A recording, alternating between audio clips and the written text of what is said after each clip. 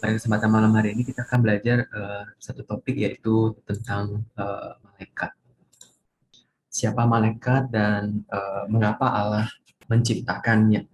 Kalau kita melihat di dalam bahasa eh, baik Ibrani maupun juga Yunani, maka kita akan menemukan bahwa eh, Allah Allah menciptakan malaikat ini disebut kalau di dalam bahasa Ibrani-nya malak atau dalam bahasa Yunani eh, angelos yang artinya adalah utusan Allah yang mengerjakan atau melakukan rencana daripada Allah, yaitu itu yang dilakukan oleh malaikat sesuai dengan nama daripada malaikat ini. Nanti kita akan melihat apa saja yang dilakukan eh, malaikat ini di dalam mengerjakan kehendak atau rencana daripada Allah. Bapak Ibu yang dikasih oleh Tuhan, memang kita tidak mendapatkan penjelasan yang sangat rinci berkaitan dengan penciptaan daripada malaikat ini. Tapi dari apa yang tertulis di dalam Alkitab, setidaknya kita mengetahui bahwa malaikat ini adalah ciptaan yang diciptakan oleh Allah. Dan kalau kita melihat di dalam Nehemia 9 ayat 6, di situ dikatakan hanya engkau adalah Tuhan, engkau menjadikan langit, ya langit, segala langit dengan segala bala tentaranya. Ini mau menunjukkan bahwa Allah menciptakan para malaikat yang ada di uh, surga, yang ada di langit gitu ya. Lalu kemudian yang berikutnya adalah di dalam Kolose Perjanjian Baru, dalam Kolose 1 ayat 16 itu dikatakan karena di dalam Dialah telah diciptakan segala sesuatu yang ada di surga dan yang ada di bumi.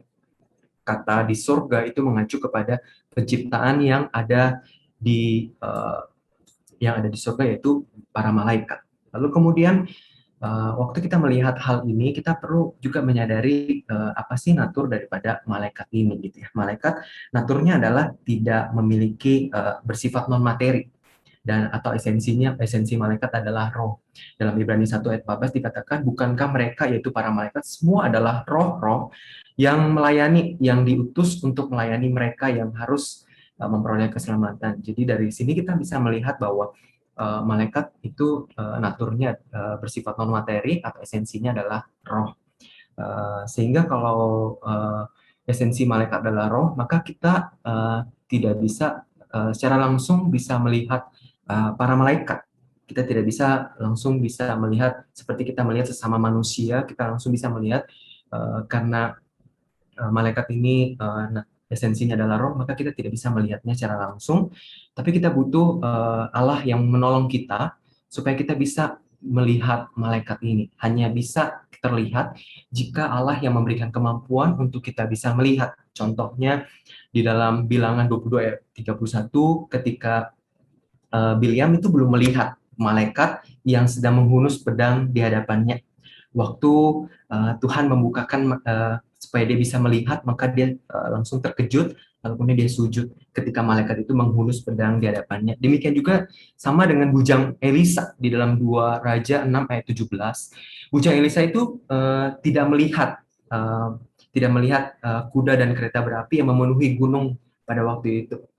Tapi ketika Tuhan membukakan matanya, maka dia melihat ada begitu banyak kuda dan kereta berapi, dan di situ ada begitu banyak malaikat yang menunjukkan malaikat itu. Lalu kemudian para gembala dalam Lukas 2 ayat 13, para gembala melihat para malaikat yang sangat banyak memuji Allah. Jadi kita nggak bisa melihat malaikat kalau Allah tidak memberikan kemampuan atau tidak membukakan mata kita untuk kita bisa melihat malaikat. Lalu kemudian yang berikutnya adalah ada beberapa sebutan yang ditujukan kepada malaikat. Malaikat juga disebut sebagai anak-anak Allah di dalam Ayub ayat 1 pasal 1 ayat 6, demikian juga pasal 2 ayat 1, para malaikat ini juga disebut sebagai anak-anak Allah. Sebutan lainnya yaitu yang kudus, kalau Bapak Ibu bisa melihat di dalam Mazmur pasal 89 ayat 6 dan ayat 8. Para malaikat juga disebut roh. Ini esensi tadi malaikat roh. Lalu kemudian para malaikat juga itu adalah penjaga. Para malaikat juga disebut kerub atau kerubim, yaitu malaikat yang diberi tugas untuk menjaga jalan ke pohon kehidupan. Atau biasa juga Allah itu mengendarai kerub. Itu juga biasa disebut seperti demikian kalau Bapak bisa melihat di dalam Mazmur 18 ayat 11, Yeskel 10 ayat 1 sampai 22, Keluaran 25 ayat 18. Allah itu bertahta di atas kerub dan sebagainya. Lalu kemudian di samping itu juga Allah memerintahkan Musa waktu membuat tabut perjanjian. Tuhan memerintahkan Musa itu membuat sosok kerub untuk menundungi tabut tersebut di dalam Keluaran 25 ayat 18 sampai 20. Kemudian ada sebutan lain lagi untuk para malaikat, yaitu serafim. Ini kalau kita melihat di dalam Yesaya 6 ayat 2 sampai 7, di mana malaikat ini digambarkan memiliki 6 sayap. 2 sayap dipakai untuk menutupi muka mereka, 2 sayap dipakai untuk menutupi kaki mereka, dan 2 sayap lainnya dipakai untuk melayang-layang. Dan para serafim ini atau malaikat ini yang berseru-seru, kudus, kudus, kuduslah Tuhan semesta alam, seluruh semesta penuh kemuliaan. Ini sebutan lain untuk malaikat. Lalu kemudian sebutan lain untuk malaikat juga adalah makhluk hidup atau ciptaan yang hidup. Dalam Yeskel 1 ayat 5 sampai 14, lalu Wahyu 4 ayat 6 sampai 8. Dalam Wahyu digambarkan makhluk yang hidup ini tuh seperti penggambarannya seperti singa, anak lembu, memiliki muka seperti manusia, dan burung elang, di mana kesemua makhluk ini berseru mengatakan kudus, kudus, kuduslah Tuhan. Dan penggambaran akan malaikat ini digambarkan di dalam Wahyu seperti demikian. Lalu kemudian yang berikutnya ada 2 malaikat yang disebutkan di dalam Alkitab, hanya 2 yang disebut secara spesifik nama mereka, yaitu Gabriel. Kalau Bapak Ibu tahu, arti Gabriel adalah Allah yang berkuasa. Gabriel datang sebagai utusan Allah yang menjumpai Daniel untuk memberinya pengertian tentang berbagai penglihatan yang diterima oleh Daniel, yaitu Daniel 8 ayat 16, Daniel 9 ayat 21. Sedangkan di dalam perjanjian baru, Gabriel ini datang lagi di perjanjian baru mengunjungi Imam Sakaria untuk menjelaskan rencana Allah yang akan mengabarkan kepadanya Yohanes Pembaptis. Imam Sakaria bersama dengan istrinya Elizabeth yang sudah lanjut usia, bahkan Elizabeth dikatakan mandul, tapi melalui malaikat Gabriel ini memberitahukan bahwa nanti Elizabeth akan mengandung dan seorang anak, yaitu Yohanes Pembaptis di usia lanjut mereka. Itu dalam Lukas 1 ayat 5 sampai 20. Demikian juga malaikat Gabriel bertemu ataupun menemui Maria untuk menyampaikan satu berita sukacita tentang kelahiran Yesus Kristus sebagai juru selamat umat manusia, yang melalui rahimnya yang ia adalah seorang perawan yang kemudian Tuhan Yesus lahir ke dalam dunia ini. Lukas 1 ayat 26 sampai 38. Lalu kemudian yang malaikat berikutnya yang disebutkan namanya secara spesifik adalah malaikat Mikael, yang memiliki pengertian ataupun punya arti siapa yang seperti Allah. Di dalam perjanjian lama, malaikat Mikael ini disebut sebagai salah seorang daripada pemimpin-pemimpin terkemuka, ataupun juga dia sejajar disebut sebagai penghulu malaikat atau pemimpin para malaikat pemimpin terkemuka. Dan dikatakan kalau dalam bagian Alkitab bahwa Mikael ini juga nanti di dalam Wahyu akan memimpin para malaikat untuk melawan si iblis atau melawan seekor naga gitu. Nah, Bapak Ibu dikasih oleh Tuhan, ada beberapa sebutan-sebutan daripada para malaikat ini, atau bahkan juga ada yang disebut secara spesifik, atau bahkan juga ada yang disebut penghulu malaikat. Kalau dalam bagian ini kita melihat bahwa seperti seakan-akan di dalam malaikat itu sendiri ada seperti hierarki, ataupun juga ada jenjang-jenjang seperti itu yang menunjukkan bahwa malaikat itu punya pemimpin, ada yang memimpin mereka, ada yang di atas mereka, dan sebagainya. Dan Bapak Ibu dikasih oleh Tuhan, kalau kita memahami bahwa para malaikat ini Tuhan ciptakan untuk mengerjakan rencana Allah ataupun juga kehendak Allah, maka kita perlu melihat apa saja yang malaikat ini kerjakan dan lakukan. Yang pertama, kita perlu melihat pekerjaan atau pelayanan para malaikat ini kepada Allah. Para malaikat atau serafin dan kerubim selalu ada di dalam hadirat Allah untuk melayani, menyembah, dan memuliakan Allah di surga. yang kudus dan mulia. Lalu kemudian malaikat menjadi utusan Allah untuk menyampaikan pesan-pesan Allah kepada manusia, seperti kepada Daniel, kepada Zakaria, kepada Maria, Yusuf, Filipus, Paulus, dan juga Yohanes. Malaikat pula juga adalah pengantara atau mediator yang Allah utus untuk menyampaikan firman-Nya berupa hukum Taurat kepada bangsa Israel. Malaikat pula yang melaksanakan satu hari nanti sebelumnya pernah, yaitu untuk melakukan satu penghukuman atas keberdosa manusia, yaitu pemusnahan Sodom dan Gomora. Itu yang dilakukan oleh malaikat. Dan satu hari nanti di akhir zaman, malaikat pula juga yang akan menjatuhkan hukuman bersama-sama dengan Tuhan Yesus. Lalu kemudian pelayanan yang dilakukan oleh para malaikat berkaitan dengan kepada Tuhan Yesus. Malaikat yang mengumumkan bahwa Tuhan Yesus nanti akan datang berinkarnasi menjadi manusia. Lalu kemudian malaikat yang melindungi Tuhan Yesus ketika Tuhan Yesus masih bayi dari kemurkaan Raja Herodes yang mau membunuh Tuhan Yesus. Malaikat pula yang melayani Tuhan Yesus dari awal pelayanan yang dilakukannya. Malaikat juga yang hadir menguatkan Tuhan Yesus dalam pergumulannya di Taman Getsemani. Malaikat yang pada akhirnya juga menolong para pengikut Tuhan Yesus di dalam peristiwa kebangkitannya, yang kalau kita lihat waktu para wanita datang untuk melihat kubur Tuhan Yesus, di situ ada malaikat yang hadir memberikan penjelasan. Lalu kemudian peristiwa kenaikan Tuhan Yesus ke surga, malaikat juga yang nanti akan mendampingi kedatangan Tuhan Yesus kedua kali. Dan juga bukan hanya kepada Allah, kepada Yesus Kristus, pelayanan para malaikat juga dilakukan kepada orang-orang percaya. Malaikat melindungi orang percaya. Kalau kita bisa melihat di dalam Mazmur 34 ayat 8, Daud mengatakan bahwa malaikat Tuhan itu berkemah di sekeliling orang-orang yang takut akan Allah, lalu meluputkan orang-orang pilihan tersebut atau orang-orang yang takut kepada Tuhan.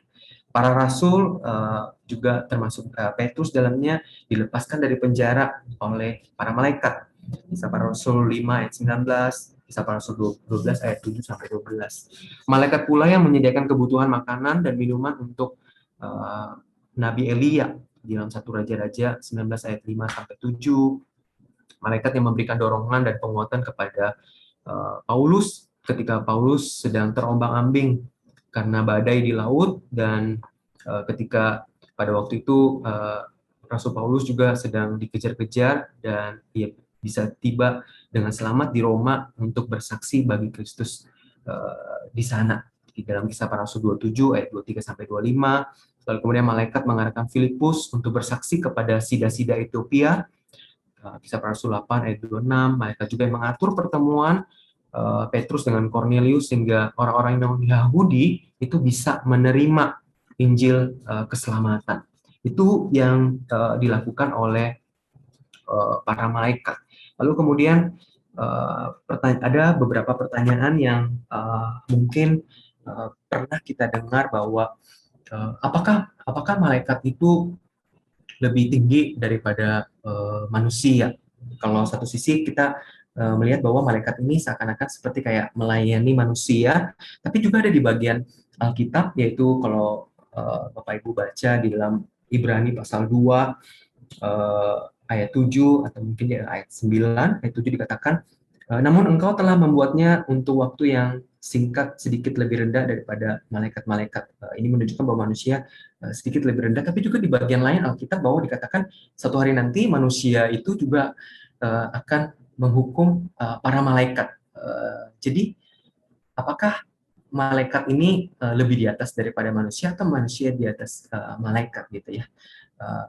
Untuk menjawab hal ini, malaikat itu lebih dibawa daripada manusia karena pertama, malaikat tidak digambarkan bahwa ataupun dijelaskan bahwa malaikat itu diciptakan seturut dan segambar rupa Allah. Tidak dijelaskan seperti demikian.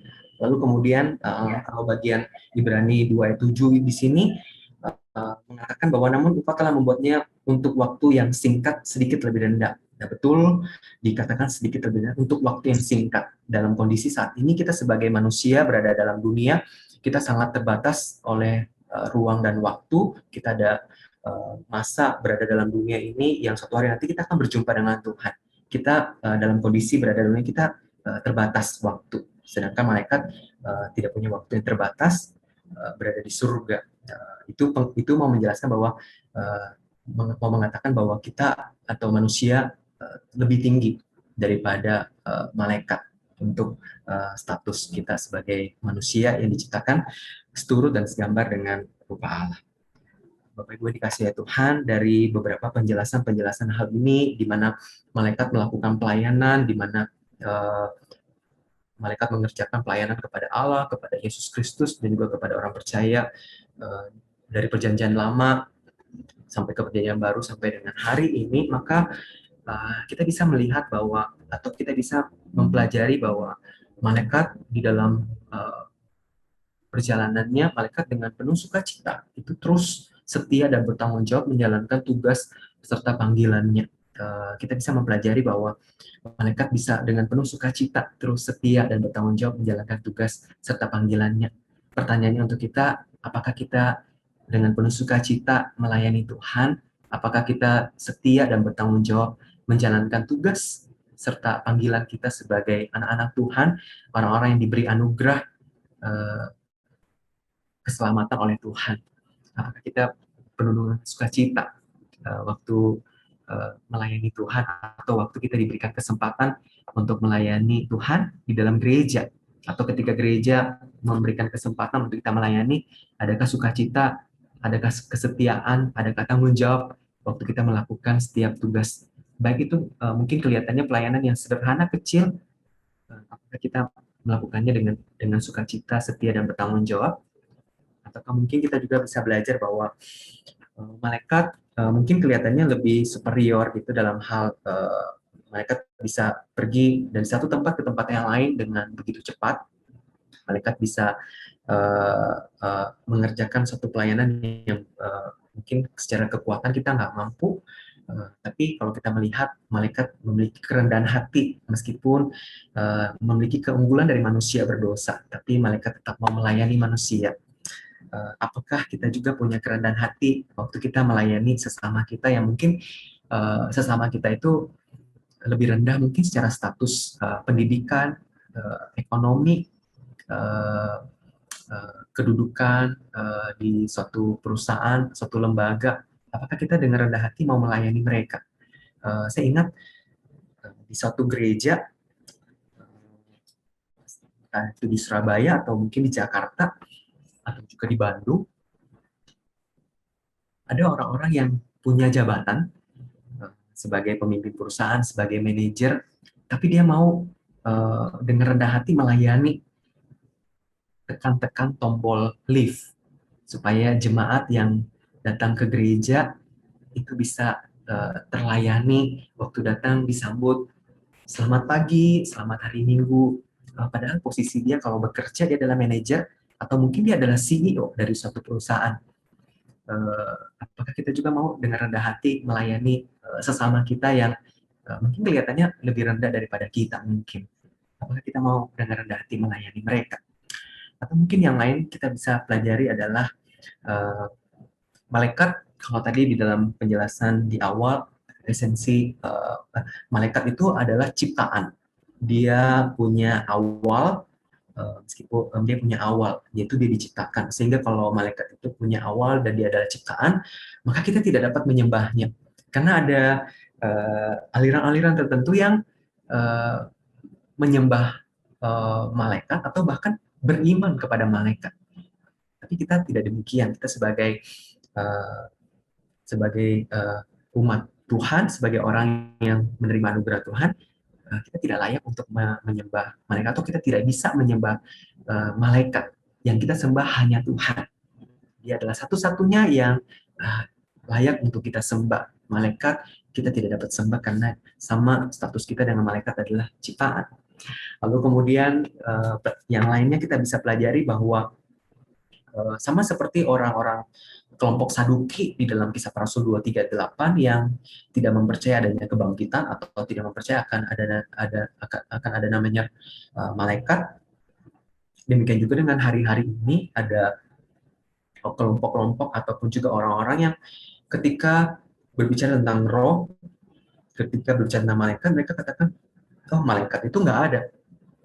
Karena saya nggak bisa melihat malaikat, karena saya nggak bisa menyentuh malaikat, atau segala sesuatu yang tidak bisa saya lihat, tidak bisa saya sentuh, maka saya nggak akan percaya.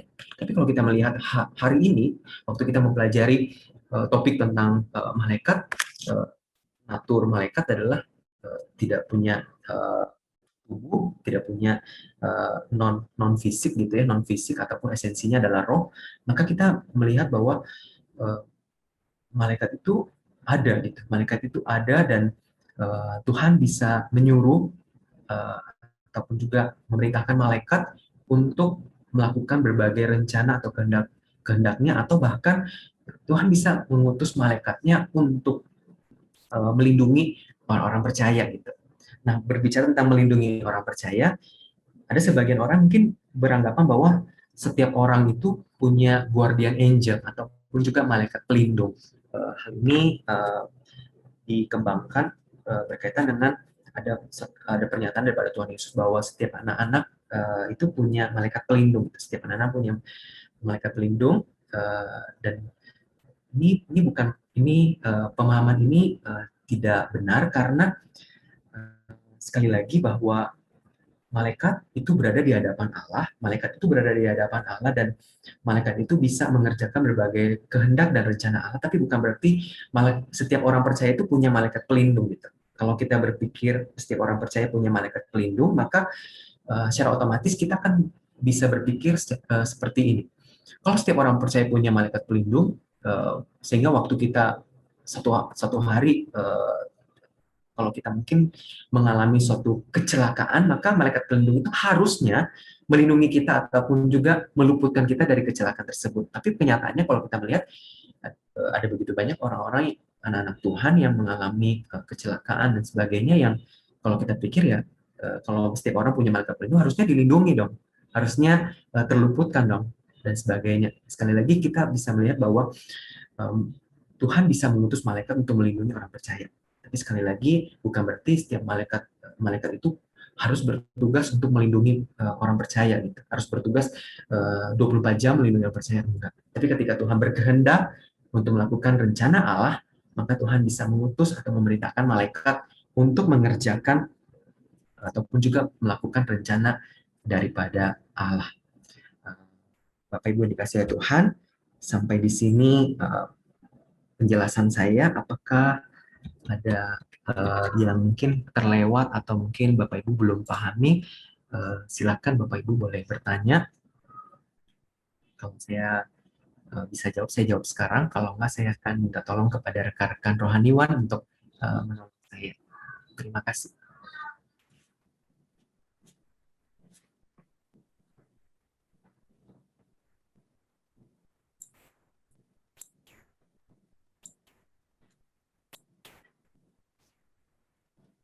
Oke, baik. Penjelasan saya sangat singkat dan sederhana. Bapak Ibu bisa memahami.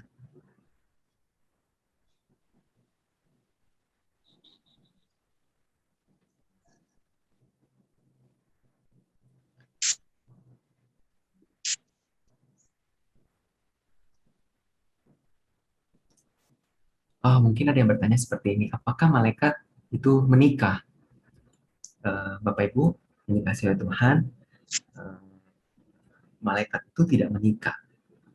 Tuhan Yesus sudah mengatakan itu di dalam Matius 20 ayat 30, di surga tidak ada yang kawin, tidak ada yang menikah. Kita hidup seperti malaikat, artinya tidak menikah gitu ya. Jadi malaikat tidak menikah.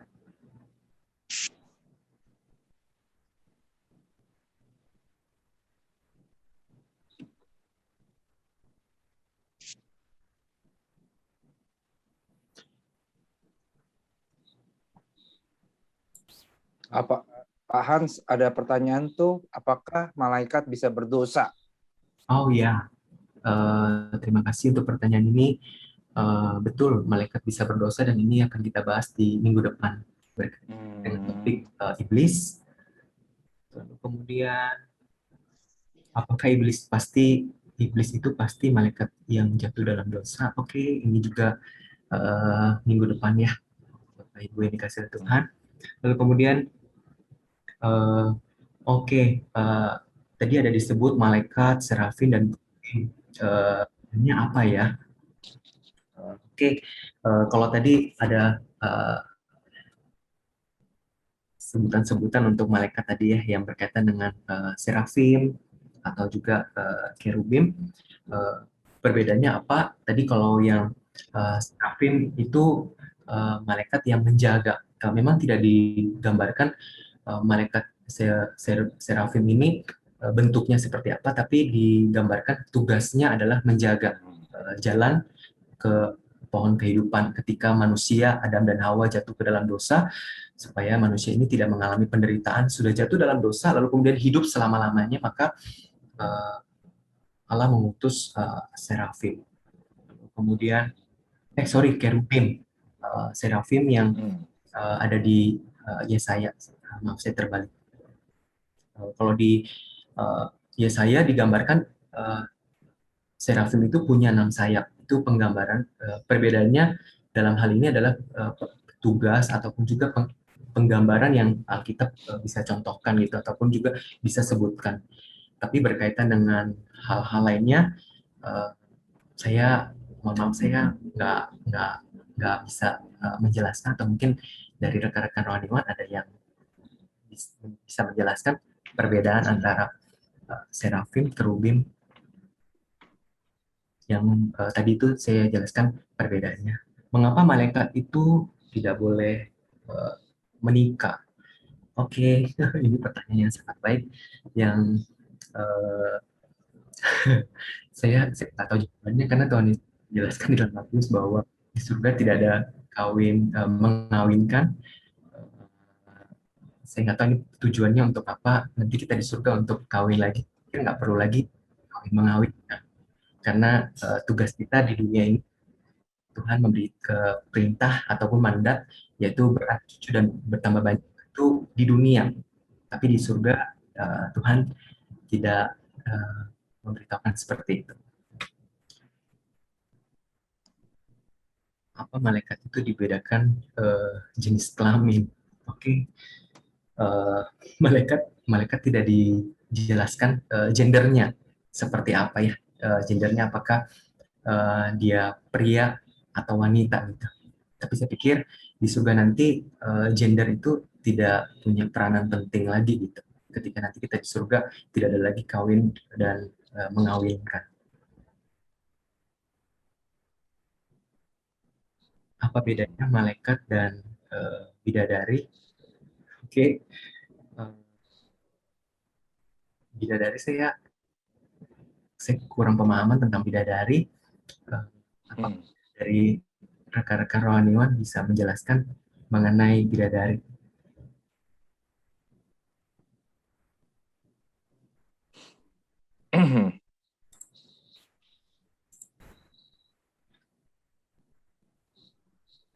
Tuhan mengutus malaikat sesuai rencananya. Apa korelasinya dengan doa yang kita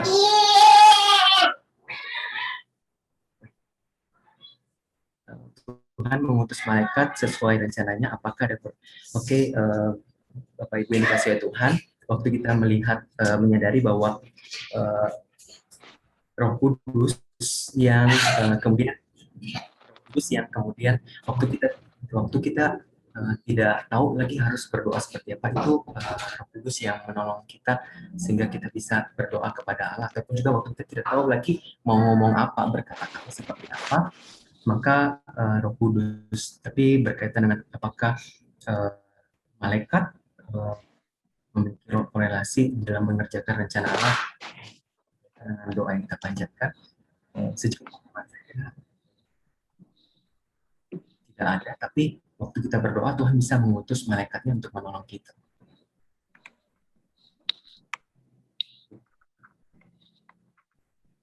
Apakah malaikat berwujud manusia?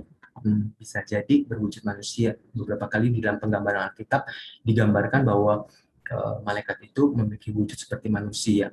Tapi tadi juga ada di bagian Alkitab lain, di dalam Wahyu, penggambaran malaikat itu ada yang seperti mukanya seperti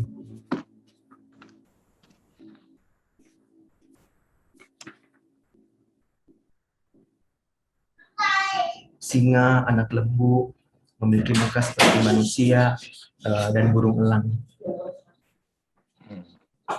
Malaikat itu juga ciptaan Allah. Malaikat itu juga ada batas umurnya. Ketika nanti kita berada di surga, ketika nanti kita berada di surga, itu hitungannya adalah selama-lamanya. Selama-lamanya, saya pernah mendapat penggambaran kalau selama-lamanya ibaratnya seperti ini. Kalau Bapak Ibu pernah baca buku, satu buku, atau sebut saja kita baca Alkitab ini ya, kita baca Alkitab. Kalau kita baca, kalau kita baca dari awal sampai selesai itu ada endingnya. Tapi selama-lamanya itu kalau kita baca satu buku dan buku itu tidak selesai-selesai kita baca, itu mengatakan bahwa selama-lamanya. Demikian juga dengan malaikat, dan bersama-sama dengan kita nanti suatu hari bersama dengan Tuhan, kita akan hidup bersama-sama dengan Tuhan selama-lamanya. Apakah ada malaikat pencabut nyawa? Ya, kalau Bapak Ibu lihat di dalam Perjanjian Lama, ketika Tuhan memerintahkan sebelum bangsa Israel keluar dari Mesir, Tuhan meminta orang Israel untuk menyapu ambang pintu rumahnya dengan darah.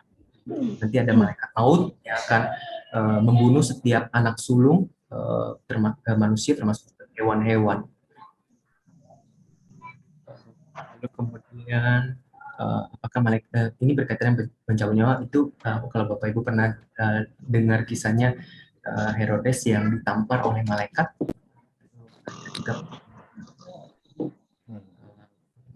malaikat tidak diciptakan seturut gambar dan rupa Allah sehingga statusnya lebih tinggi dari manusia. Terima kasih untuk pertanyaan ini. Mohon maaf saya tidak tahu jawabannya. Mengapa malaikat tidak diciptakan seturut? Nanti pertanyaan ini kita bisa bertanyakan langsung kepada Tuhan ketika kita bertemu dengan Tuhan di surga. Tuhan, kenapa Tuhan nggak menciptakan malaikat seturut dengan segambar dan sebagainya gitu ya. Mohon maaf saya nggak. Apakah malaikat dicobai dan bergumul dengan dosa?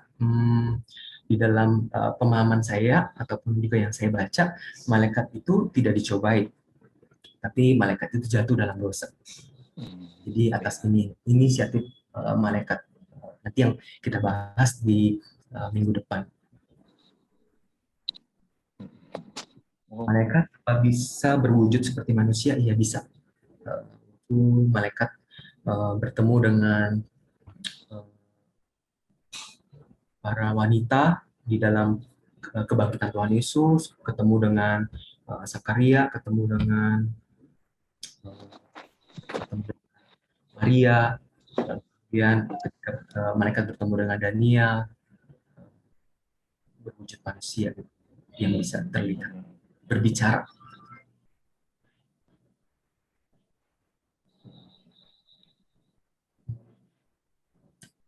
Apakah dari rekan-rekan ada mau menambahkan dari penjelasan saya?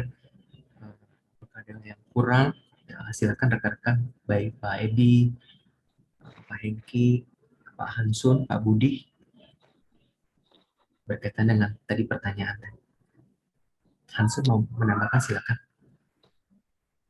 Ya mungkin menambahkan tadi ada yang pertanyaan tentang bedanya kerubim sama malaikat, bedanya apa? Mungkin sedikit saja informasi. Kerubim itu kan digambarkan dalam kitab Yesaya, dicatat ya. Ini yang disebut kerubim itu juga ada waktu di Taman Eden.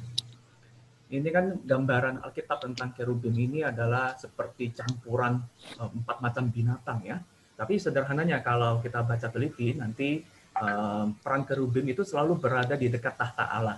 Jadi termasuk misalnya di Taman Eden ya, tempat Allah berada. Jadi mereka akan selalu waktu manusia berdosa yang menjaga tempat itu adalah kerubim. Jadi kerubim ini yang menjaga batas antara nanti bumi ya dan surga. Surga dalam pengertian itu daerah tempat di mana Allah berada ya, dan bumi adalah tempat di mana manusia terpisah dengan Allah. Nah, kemudian nanti kita juga lihat di gambaran Yesaya juga menggambarkan kerubim itu kan berada itu seperti berada di bawah tahta Allah gitu ya, kalau kita baca Yesaya secara teliti. Nah, kenapa kok gambarannya kerubim kok menyeramkan? Nah, kalau kita melihat bagaimana Alkitab menjelaskan kerubim, mereka memang punya peran untuk menjaga tata Allah. Nah, itu yang pertama ya. Tapi yang kedua, kenapa bentuknya kok kayak intimidatif sekali, yang menyeramkan ya? Ada 4 macam binatang yang sepertinya dalam satu makhluk. Nah, ini adalah simbol ya, simbol perwakilan tentang seluruh makhluk-makhluk di dunia. Kalau kita lihat Yesaya, kerubim ini juga yang memancing untuk seluruh makhluk itu memuji Tuhan. Nah, jadi dunia itu penuh dengan nyanyian tentang kemuliaan Allah. Jadi melalui kerubim ya, semua makhluk itu memuji kemuliaan Allah. Jadi kerubim sederhananya ini adalah ciptaan Allah yang khusus, malaikat dengan peran yang menjaga, yang berada di dekat hadirat Tuhan. Dia juga adalah penggambaran tentang kemuliaan Tuhan. Bahwa seluruh makhluk diciptakan itu memang juga untuk menyembah, untuk memuliakan Tuhan. Nah, jadi tidak ada yang bisa mendekati tahta Tuhan. Kalau di Alkitab digambarkan kerubim lah penjaganya. Nah, ini agak berbeda dengan peran malaikat tadi seperti yang dijelaskan oleh penginjil Hans ya. Malaikat secara umum itu kan yang membawa pesan. Kita seringkali kalau lihat gambar-gambar itu kan malaikat itu punya sayap ya. Sebenarnya gambaran Alkitab ada perbedaan-perbedaan nama sebutan untuk malaikat ini. Malaikat itu sebenarnya tidak memiliki sayap. Misalnya Gabriel, Mikael, ya itu tidak punya sayap. Yang digambarkan punya sayap itu disebutkan itu serafim karena perannya khusus. Malaikat itu malah lebih seperti manusia tampilannya ya. Kita melihat bagaimana malaikat juga sering menampakkan diri dan rupanya seperti manusia. Hanya digambarkan itu seringkali ya ada yang pakainya itu putih berkilauan gitu ya. Nah, malaikat itu pada intinya karena mereka adalah utusan ya. Kalau kita melihat 2 nama tadi disebutkan oleh penginjil Hans juga, yang punya nama disebutkan namanya itu kan Gabriel sama Mikael. Nah, tapi kedua nama ini sebenarnya bukan menjelaskan identitas mereka, tapi menjelaskan justru tentang Tuhan yang mengutus mereka. Misalnya Gabriel kan artinya adalah Tuhan adalah kekuatanku. Nah, sedangkan Mikael adalah siapakah yang seperti Tuhan. Jadi utusan selalu menunjuk kepada yang mengutus. Jadi identitas nama ini sebenarnya bukan menunjukkan tentang malaikatnya, tapi tentang Tuhan yang mengutus malaikatnya. Itu mungkin sedikit tambahan saja tentang tadi kalau ada yang bertanya tentang kerubim ya. Nanti kalau baca lebih detail dari gambaran kitab Yesaya, tadi ada natsnya ditunjukkan penginjil Hans ya, kita mungkin bisa dapat gambaran yang lebih utuh tentang kerubim. Oke, saya cuma tambahkan itu aja sedikit.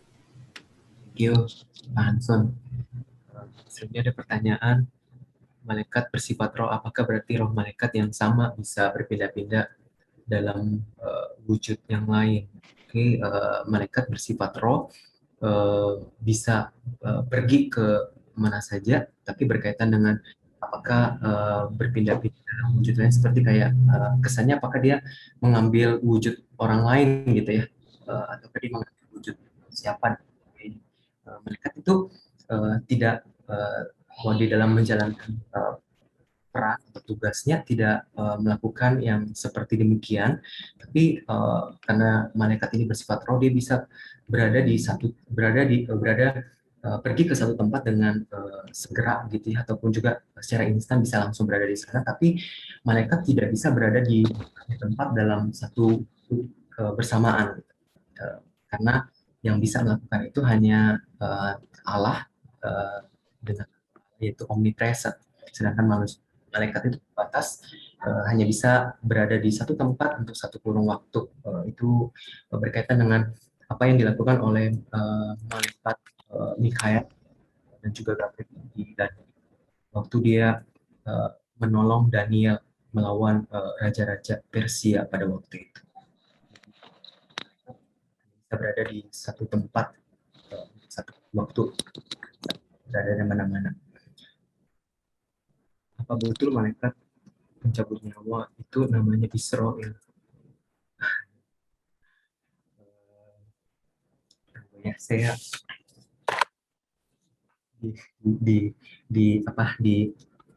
Alkitab tidak menyebutkan nama itu, tapi saya coba malaikat yang Tuhan kan di Keluarannya.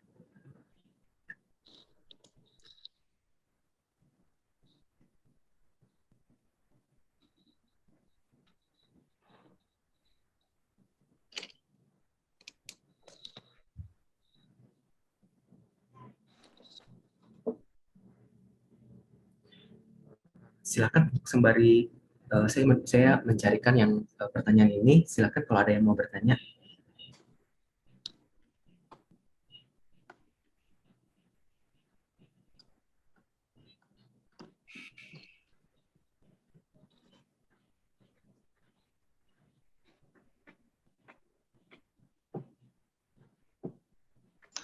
Apa ya mau nanya itu seringkali di PL kan banyak kan malaikat Tuhan, dan itu yang kita pahami itu adalah wujud daripada kan apa Tuhan Yesus ya.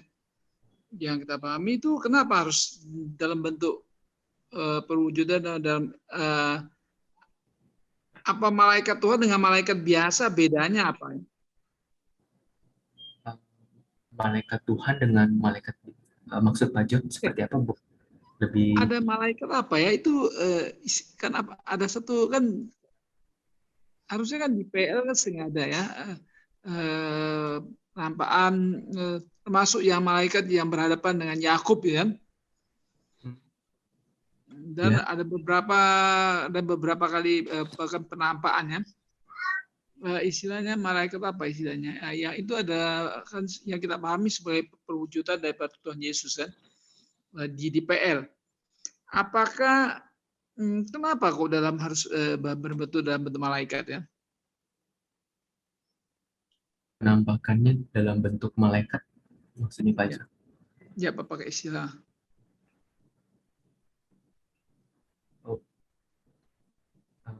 Mohon maaf, saya belum terlalu nangkap Pak John.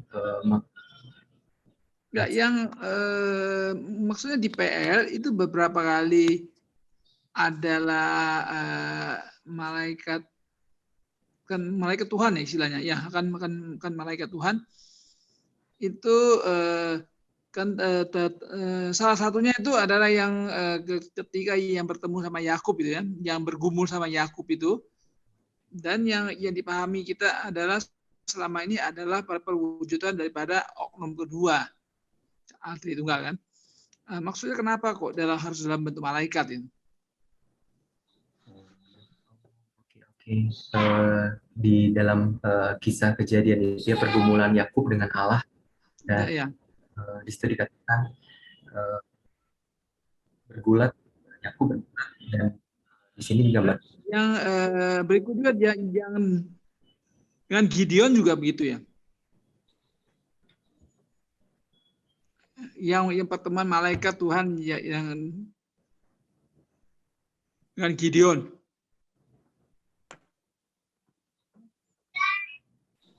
Malaikat Tuhan dengan Gideon.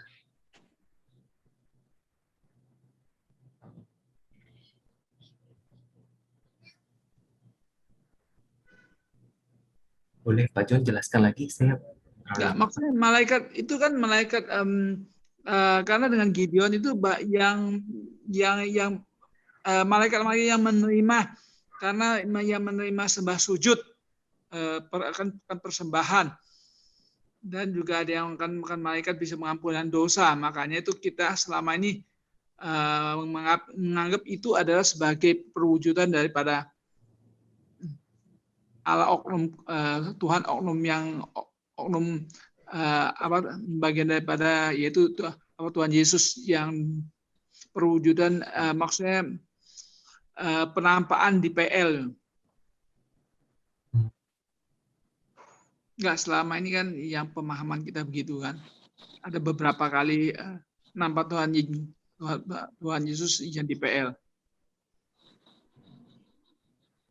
Kenapa perwujudannya malaikat gitu ya Pak ya? Ya, kan malaikat Tuhan istilahnya.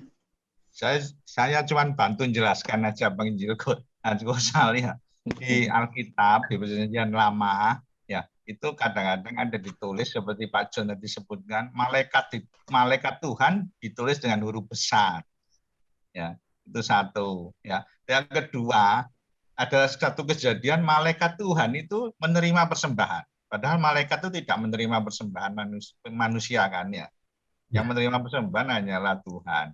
Nah, di dalam kelas IBS yang lalu-lalu itu kita diajarkan bahwa malaikat Tuhan yang ditulis huruf besar 22 itu LAI mesti ada alasan kan. Kenapa kalau ditulis huruf besar 22?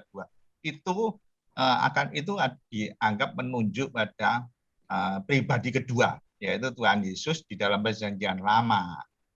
Kan Allah Tritunggal di dalam Perjanjian Lama juga terus bekerja bersama-sama kan. Nah, itu maksudnya Pak John. Kenapa katakanlah Tuhan Yesus kan yang malaikat Tuhan itu yang ditulis huruf besar semua itu, kenapa kok Tuhan Yesus mengambil wujud sebagai malaikat pada saat menjumpai Yakub dan yang Gideon dan sebagainya itu. Gitu Pak Penginjil Hans. Maksudnya Pak John begitu. Oh, kenapa tidak langsung wujudnya Tuhan Yesus gitu ya, Pak? Ya betul. Oh, oke, baik. Atau wujud-wujud yang lain mungkin kan wujud-wujud lain mungkin yang kayak waktu di Musa itu kan yang wujud api mungkin ya. Nah, atau Oke. Ya. Waktu ya betul, salah satunya yang kayak waktu itu Yakub, kemudian yang Musa ketemu api di semak belukar itu digambarkan bahwa baik Yakub maupun juga Musa bertemu dengan Tuhan gitu ya, bertemu dengan Tuhan, dan bukan apa itu memang sebutnya seperti kayak malaikat, tapi itu mengacu kepada Tuhan gitu, mengacu kepada Tuhan, sehingga tadi kalau Subudiono didatain tanda besar dan sebagainya, yaitu memang mengacu kepada Tuhan, bertemu dengan Tuhan, ngomong langsung gitu, kayak kalau Bapak Ibu ingat lagi ya, di dalam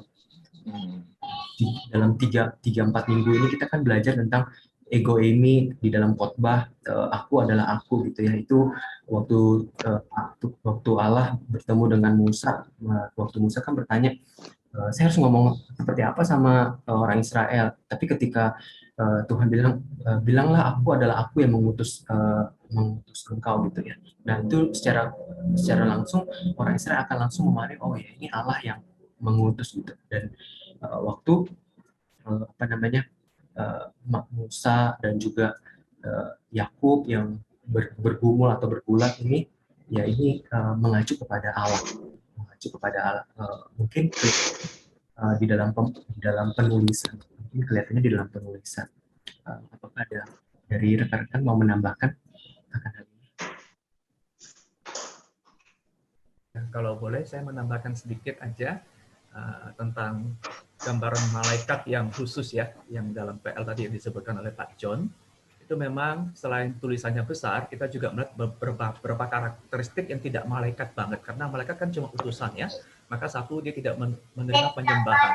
Yang kedua, waktu menyampaikan misalnya berita dari Tuhan, dia akan selalu berkata firman Tuhan. Tapi malaikat yang khusus ini, selain menerima penyembahan, mereka juga berkata-kata seolah mereka juga adalah Tuhan. Nah, kenapa, kalau tadi pertanyaan Pak John adalah, kenapa kok pakai wujud malaikat gitu ya? Kenapa Tuhan tidak menampakkan diri sendiri?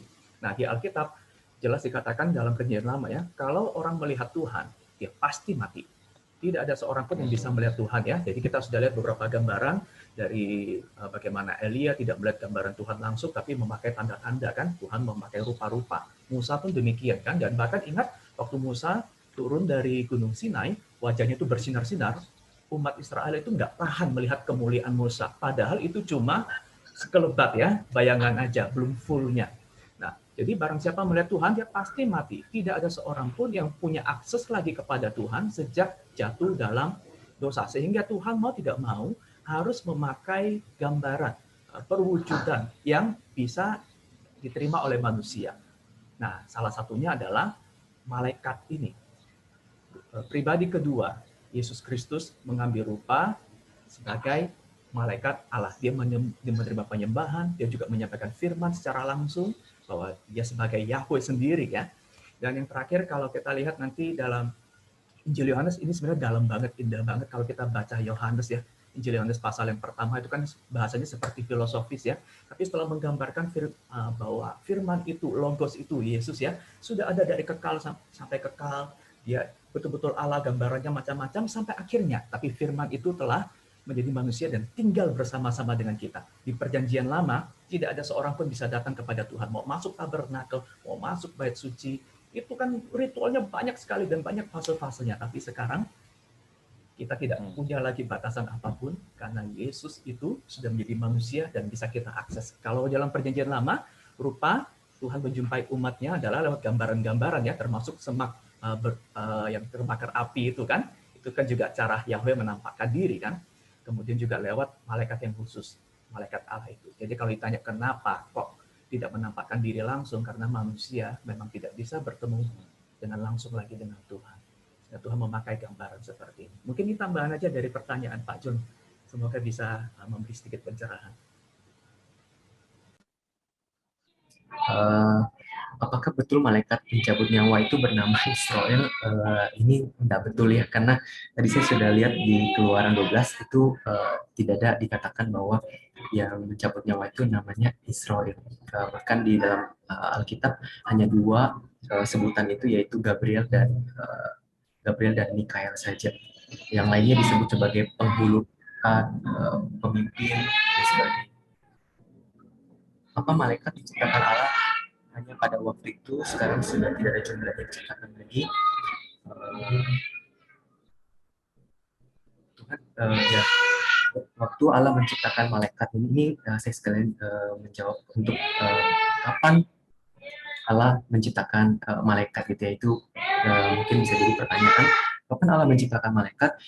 Sejauh di dalam pembacaan kita di Alkitab tidak disebutkan bahwa malaikat itu diciptakan oleh Allah, tidak diciptakan oleh Allah kapan waktunya gitu secara detail, tidak dijelaskan di dalam Alkitab. Tapi di dalam pembacaan Alkitab kita bisa melihat bahwa di dalam masa-masa Tuhan menciptakan langit dan bumi, di dalam masa-masa itu Tuhan ciptakan, karena waktu Tuhan menciptakan di dalam Ayub dikatakan malaikat itu bersorak-sorai. Waktu Tuhan menciptakan bumi, Tuhan itu sorak-sorai demikian, sehingga melalui penjelasan ini kita bisa melihat, oh iya, berarti Tuhan sudah menciptakan terlebih dahulu malaikat, lalu kemudian baru ciptaan yang lain. Lalu kemudian waktu Tuhan menciptakan malaikat itu jumlahnya itu tidak dijelaskan jumlahnya berapa banyak, tapi di Alkitab penggambarannya berlaksa-laksa ataupun banyak sekali jumlahnya gitu. Kalau ya, penggambaran tentang iblis ya, ataupun juga setan, legion yang masuk ke dalam yang masuk ke dalam seseorang, kemudian orang itu pukul badannya, lalu kemudian Tuhan Yesus lewat di sana di Gerasa itu, lalu kemudian Tuhan mengusir setan-setan. Digambarkan kurang lebih ada 2.000 yang kemudian terjun mati gitu. Itu tentu menggambarkan begitu banyak jumlah gitu ya, begitu banyak jumlah ya iblis. Nah, berkaitan dengan malaikat ini di Alkitab tidak disebutkan jumlahnya seberapa banyak, tapi digambarkan sangat banyak. Sehingga dari penggambaran ini ataupun juga tidak dijelaskan Alkitab, saya bisa menjawab bahwa Allah tidak menciptakan lagi malaikat. Allah tidak menciptakan lagi malaikat, tapi dalam satu kurun waktu tertentu Allah menciptakan malaikat dalam jumlah yang sangat banyak. Demikian penjelasan saya. Apakah masih ada yang mau bertanya? Silakan.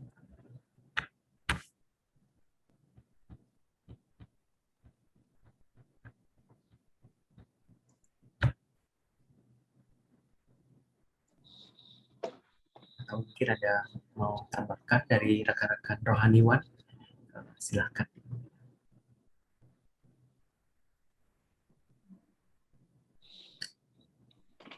Kalau nggak ada, kita akhiri pertemuan kita pada malam hari ini. Terima kasih untuk waktu Bapak Ibu, terima kasih untuk atensi, boleh bertanya dan sebagainya. Dan mohon maaf kalau ada saya kekeliruan, mohon maaf. Subudiono mau bertanya tadi mungkin? Enggak kok. Ya, berharap penjelasan ini bisa memberikan gambaran dan sekali lagi menolong kita memahami ciptaan lain yang Tuhan ciptakan, yaitu malaikat. Terima kasih.